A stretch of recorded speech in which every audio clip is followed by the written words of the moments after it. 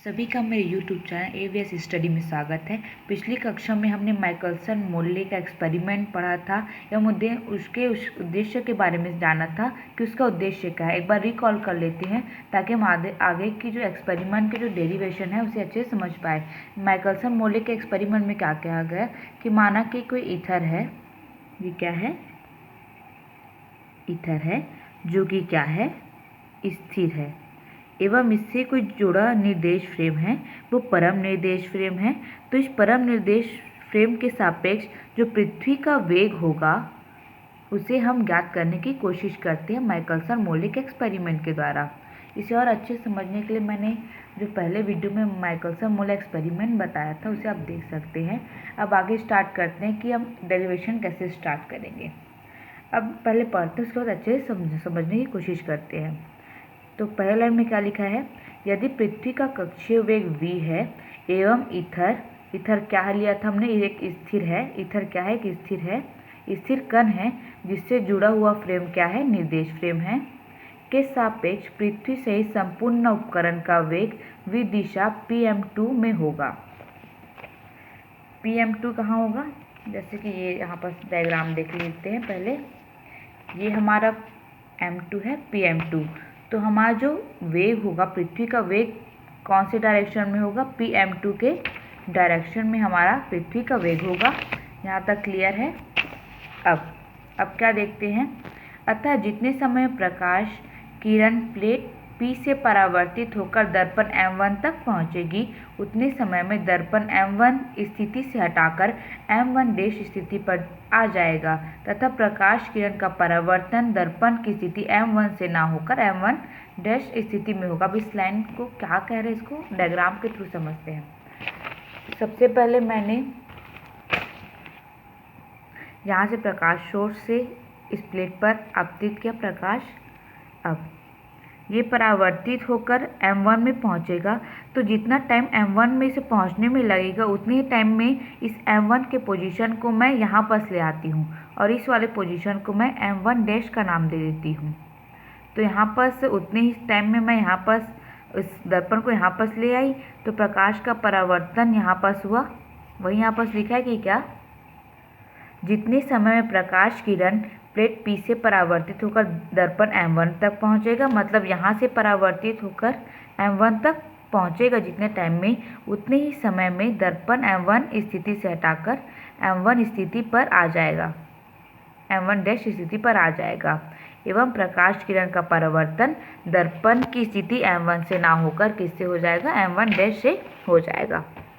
आशा करती हूँ कि यहाँ तक आपको समझ में आया होगा कि यहाँ पर मैंने एक सोर्स लिया, यहाँ पर प्रकाश को आपतित किया, उसके बाद प्लेट से परावर्तित होने पर M1 तक पहुँचने में जितना टाइम लगेगा उतने ही टाइम में मैं M1 की दर्पण की स्थिति को चेंज कर M1 डैश स्थिति में उसको ले आती हूँ। ठीक, यहाँ तक क्लियर है। उसके बाद देखते हैं कि अब आगे और कैसे हम एक्सप्लेन करेंगे इसको, डेरिवेशन को, इसको देखते हैं। अब क्या दिया गया है कि माना यदि प्रकाश द्वारा प्लेट P से दर्पण M1 तक जाने में लगा समय TU है। अब माना कि यहाँ पर प्रकाश सोर्स यहाँ पर आपतित हुई, उसके बाद परावर्तन के थ्रू यहाँ M1 तक पहुँचने में लगा समय प्रकाश का क्या है, TU है, ये मान लेते हैं। तथा प्लेट P से दर्पण M1 की दूरी क्या है, L1 है। प्लेट P से हमारी दर्पण की दूरी क्या है, M1 दर्पण की दूरी क्या है, L1 है। अब M1 और M1 डैश की दूरी क्या ले ली, VTU। ये कहाँ से है उसको देखते हैं। हम जानते हैं कि क्या होता है, चाल बराबर क्या होता है, दूरी बटे समय होता है। तो हमें दूरी निकालनी है, यहाँ से यहाँ का डिस्टेंस निकालना है, तो यहाँ का डिस्टेंस इन दोनों के डिस्टेंस के बराबर होगा। तो मैं इसको दूरी बराबर क्या लिख सकती हूँ, इसी फॉर्मूले को, दूरी इज इक्वल टू क्या लूँगी, चाल इंटू समय। अब हम लोगों ने पहले ही बता दिया कि प्लेट P से M1 तक पहुंचने में TU समय लग रहा है, तो मैं समय क्या लिख दूंगी, TU, और हमारा वेग हमने पहले ही बताया था कि क्या है, V है।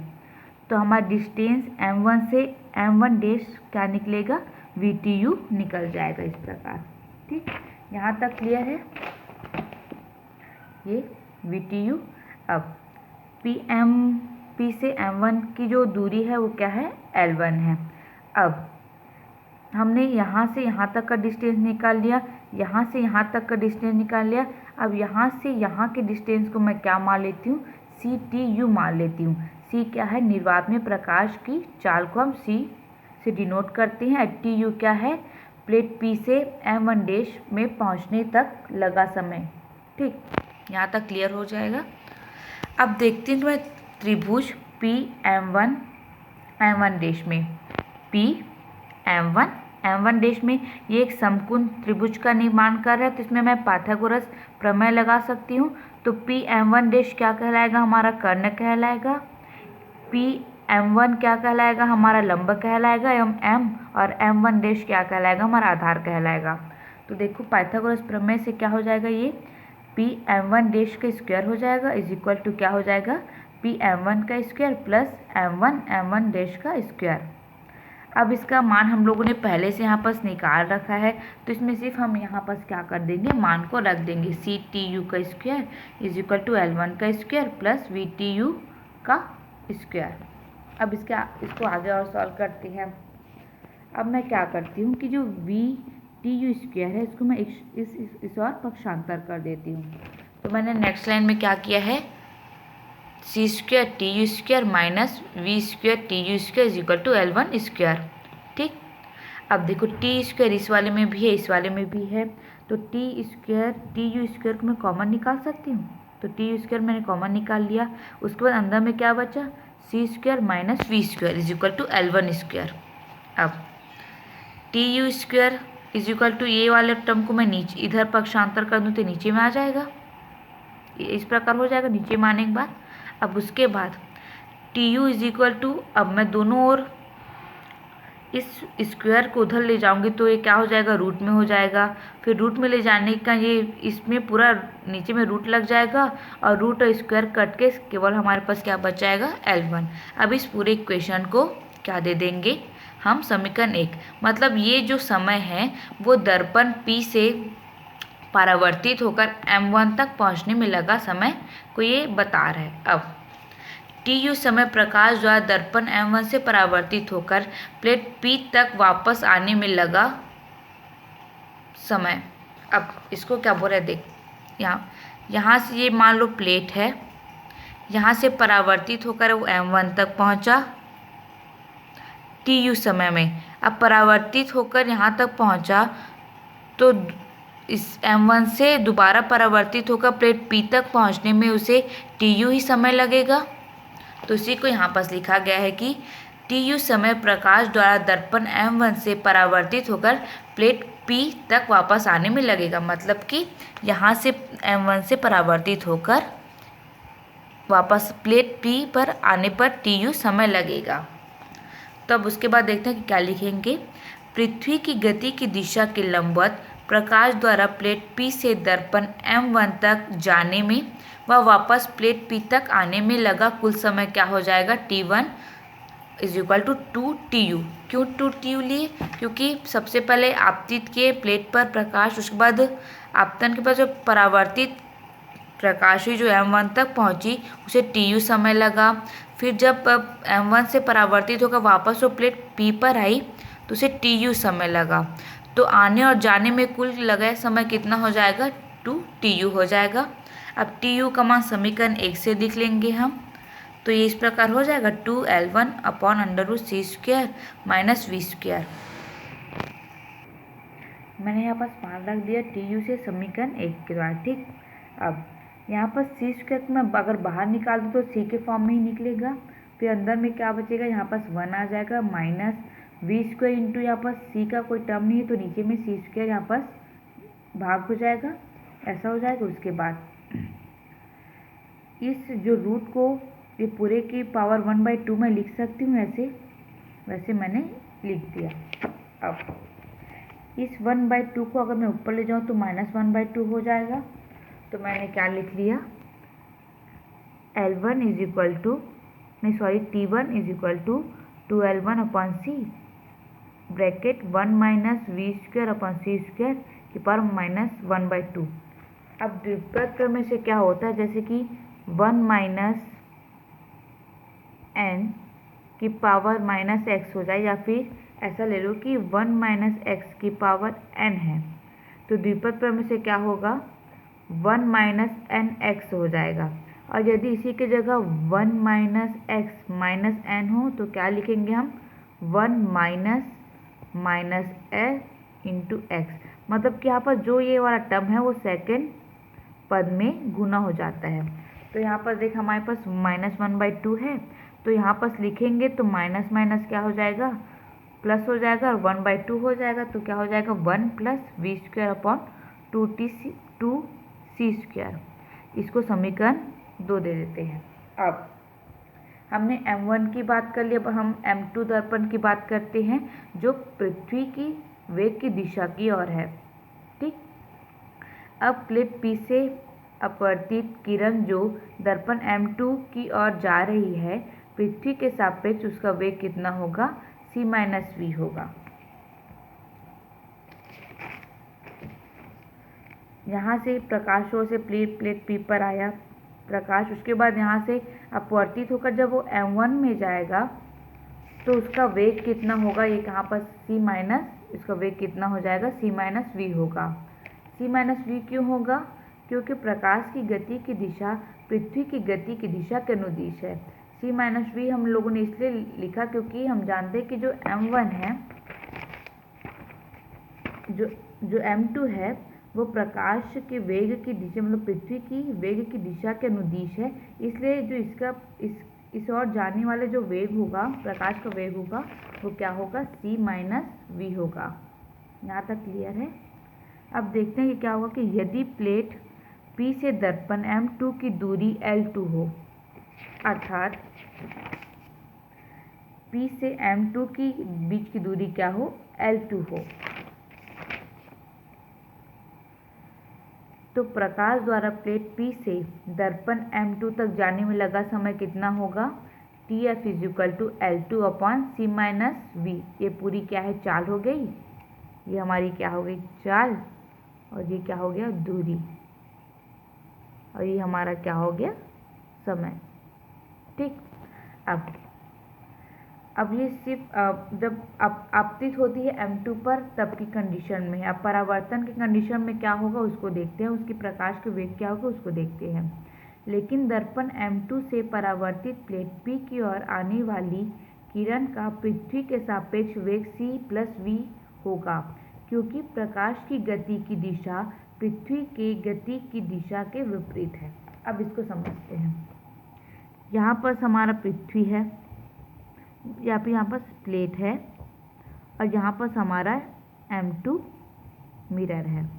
यहाँ से प्रकाश ऐसे जा रहा है, लेकिन उसके बाद यहाँ पर आपतित होने के बाद यहाँ पर से परावर्तित हो गया, लेकिन परावर्तन की दिशा जो है वो पृथ्वी के वेग की दिशा के अपोजिट है, तो यहाँ पर हमारा जो वेग आएगा वो क्या होगा ऋणात्मक होगा। तो यहाँ पर हम क्या ऋणात्मक वेग लेते हैं, फिर माइनस माइनस क्या हो जाएगा ये प्लस होगा, तो m2 से परावर्तित जो प्रकाश का वेग होगा वो क्या हो जाएगा हमारा c+v हो जाएगा। ठीक, तो यहाँ पर हम लोगों ने c+v ले लिया। अतः प्रकाश द्वारा दर्पण m2 से प्लेट P का वापस आने में लगा समय कितना हो जाएगा L2 अपॉन c+v। अब हम देखते हैं कि TF है m2 तक जाने में समय, मतलब प्रकाश द्वारा जाने में लगा समय, और ये m2 द्वारा परावर्तित प्रकाश को वापस P प्लेट पर आने में लगा समय है। अतः इस प्रकार प्रकाश द्वारा प्लेट P से दर्पण m2 तक जाने में व विपरीत दिशा में वापस प्लेट P तक आने में लगा समय कितना हो जाएगा T2 = TF + TB हो जाएगा। अब इसमें हम मान रख देंगे। अब इन दोनों का एलसीएम निकालेंगे तो क्या होगा c-v इंटू c+v होगा। अब एलसीएम निकालने पर यहाँ पर c+v का गुना कर देंगे, और यहाँ पर L2 के साथ c-v का गुना कर देंगे। अब इस L2 को अंदर मल्टीप्लाई करेंगे तो L2c प्लस L2v हो जाएगा, प्लस L2c माइनस L2v हो जाएगा। अब हम जानते हैं कि a - b इंटू a+b = क्या होता है a² - b²। यहाँ तक क्लियर है। अब देखो L2v प्लस में है, यहाँ पर L2v माइनस में है, तो ये दोनों क्या हो जाएंगे कट जाएंगे। और L2C है, यहाँ पर भी L2C है तो प्लस प्लस में है तो 2L2C हो जाएगा और नीचे एज इट इज़ रहेगा। अब इस वाले टर्म से मैं सी स्क्वायर बाहर निकाल दूँ तो अंदर में 1 minus v square upon c square बचेगा। अब इस वाले सी से इसका स्क्वायर कट जाएगा तो क्या बचेगा, केवल सी बचेगा, ऊपर में 2L square upon 1 minus v square upon c square बचेगा। अब यहाँ पास कुछ नहीं है, मतलब यहाँ की पावर 1 है। अब इसको मैं ऊपर ले जाऊँगी तो ये -1 हो जाएगा। फिर द्विपद के सिद्धांत से मैंने बताया था कि हम कैसे लिखते हैं कि जैसे कि 1 माइनस एक्स की पावर -n है तो -n इस वाले टर्म के साथ इंटू हो जाता है, तो वैसे ही -1 यहाँ के साथ इंटू हो जाएगा तो ये प्लस में चेंज हो जाएगा। तो कुछ ये इस प्रकार हो जाएगा द्विपद सिद्धांत से। अब देखते हैं कि क्या होता है। अब दोनों दिशाओं में प्रकाश किरण द्वारा लिए गए समय में अंतर को नापते हैं। अब इस लाइन में दोनों दिशाओं में प्रकाश के किरण द्वारा लिए गए समय अंतर मतलब कि क्या, यहाँ पास हमारा प्लेट है, एक दर्पण उसके लंबवत में है M1 और एक उसके क्या है समांतर में है M2 दर्पण, ठीक।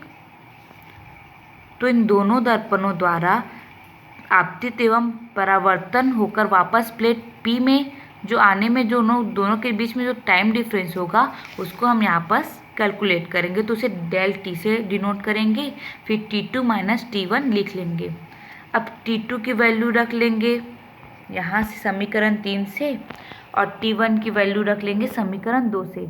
अब ये वैल्यू मैं पूरी इसमें रख देती हूँ। अब इसको आगे सॉल्व करते कि क्या होगा।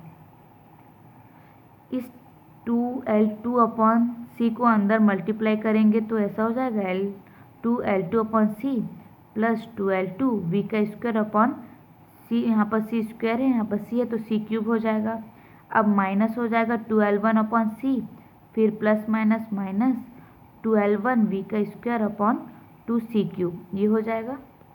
अब 2 अपॉन सी यहाँ इस वाले टर्म में भी है, 2 अपॉन सी इस वाले भी टर्म में है, तो 2 अपॉन सी कॉमन कर लेते हैं। तो मैं 2 अपॉन सी कॉमन लिए तो अंदर में क्या बचेगा, L2 माइनस L1 बचेगा। अब इस वाले टर्म में देखो, इसको एज इट इज़ लिख दिया हमने, ये वाले टर्म को और ये वाले टर्म को एज इट इज़ लिख दिया। अब नेक्स्ट टर्म में इसको एज इट इज़ लिख दिया। अब इसमें आते हैं, v square upon c cube दोनों में कॉमन है तो इसको मैं कॉमन निकाली, v square upon c cube को कॉमन निकाली तो अंदर में क्या बचा, 2L2 माइनस 2L1 अपॉन 2।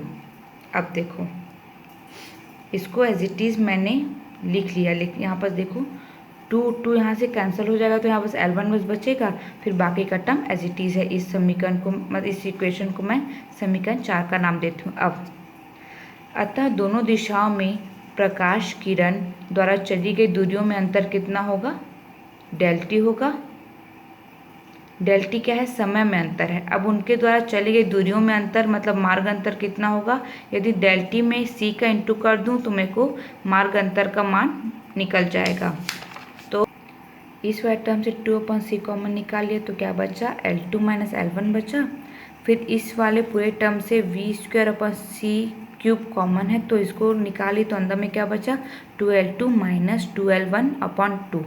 अब यहाँ पास 2 है ऊपर नीचे तो दोनों कट जाएंगे, तो इस वाले टर्म में क्या होगा, 2L2 माइनस L1, फिर बाकी का टर्म एज इट इज़ रहेगा। इस वाली इक्वेशन को समीकरण 4 दे देती हूँ। अब ये क्या है कि दोनों दिशाओं में उपस्थित दर्पण द्वारा आपतित एवं परावर्तित प्रकाश के जो बीच में समयांतर है वो है।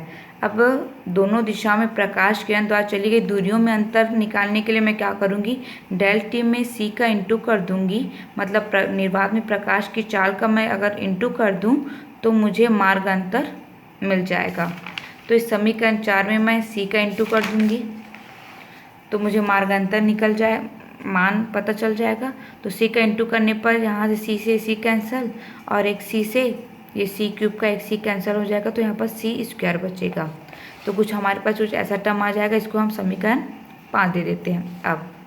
अब यदि इस पूरे जो हमारा ये पूरा उपकरण है इसको अगर मैं इसको 90 डिग्री में घुमा दूँ तो हमारा जो M2 का पोजीशन है वो M1 ले लेगा और M1 का जो पोजीशन है वो M2 ले लेगा। जैसे कि यहाँ पर देख लो लिखा हुआ है स्पष्ट रूप से, कि अब यदि संपूर्ण उपकरण को 90 अंश घुमा दिया जाए जिससे कि उपकरण की भुजा PM1 पृथ्वी की गति की दिशा में हो जाती है, वह भुजा PM2 पृथ्वी की गति की दिशा के लंबवत हो जाती है। पहले हम लोगों ने डायग्राम में जो PM1 था वो पृथ्वी की दिशा के लंबवत था, मतलब प्लेट के लंबवत था, और M2 उसी की दिशा में था, मतलब उसके समांतर था। अब क्या लेते हैं कि M2 प्लेट P के लंबवत होगा और M1 क्या होगा, उसके समांतर होगा। यहाँ तक क्लियर है। अब लंबवत मतलब ऐसा एक्सचेंज कराने से उनकी लंबाई भी L1 व L2 आपस में बदल जाएंगे। मतलब कि P से M2 की बीच की दूरी L2 ली थी, मतलब कि उपकरण से लंबवत M1 M2 की लंबवत दूरी क्या हो जाएगी L2, और यहाँ पर क्या ले लेंगे L1, क्योंकि ये दोनों दर्पण आपस में एक्सचेंज हो चुके हैं 90 डिग्री घुमाने के कारण। अब अतः प्रकाश किरण द्वारा P से M1 तक जाने में व वापस P तक आने में लगा समय कितना होगा, T1 डैश मान लेते हैं इस समय को, is equal to 2L1/c 1 + v²/c²। अब ये कहाँ से है इसको देखते हैं। M1 क्या है, M1 दर्पण उपकरण के अब समांतर है। क्यों समांतर है, क्योंकि हमने उसको 90 डिग्री घुमा दिया।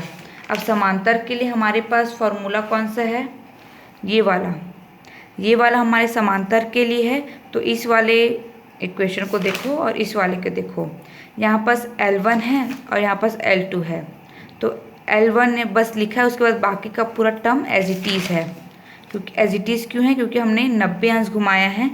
M1 की जब पोजीशन है वो पृथ्वी की वेग की दिशा की ओर आ गई है, तो यहाँ पर सिर्फ L1 लिखेंगे, बाकी का टर्म एज इट इज़ रहेगा।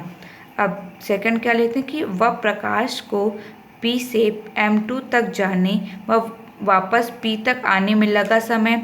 अब M2 क्या हो गया, पहले समांतर था, प्लेट के समांतर था, प्लेट के वो लंबवत हो गया है। तो प्लेट के जब लंबवत होगा तो लगने वाला समय क्या था हमारे पास,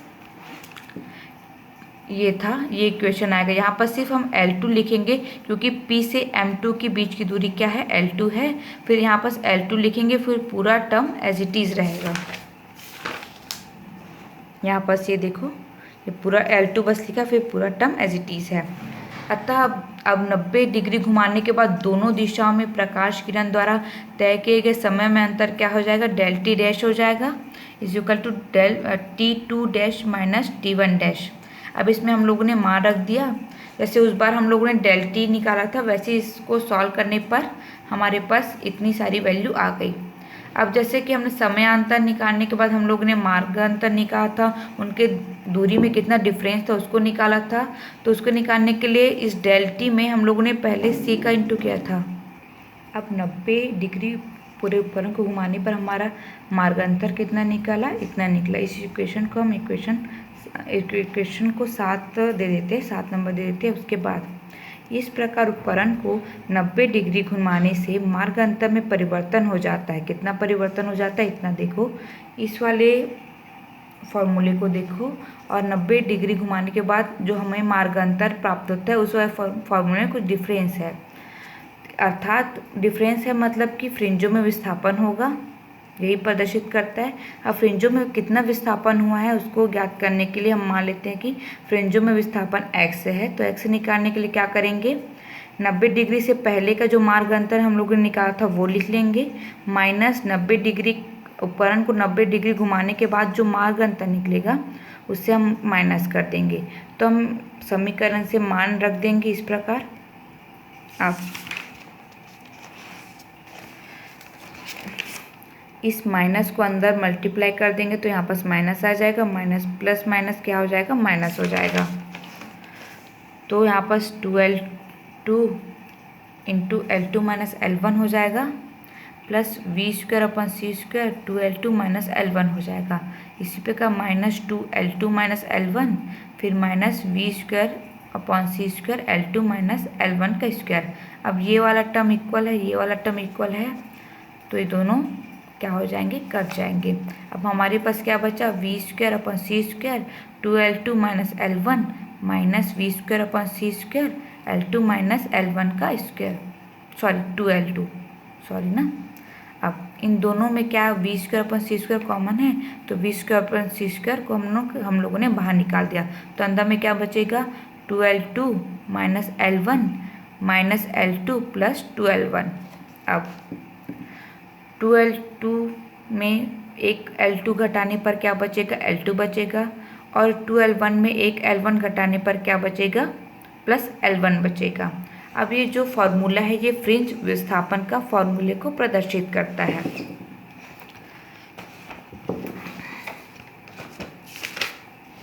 अब मैं ये हमारे फॉर्मूला मिल गया।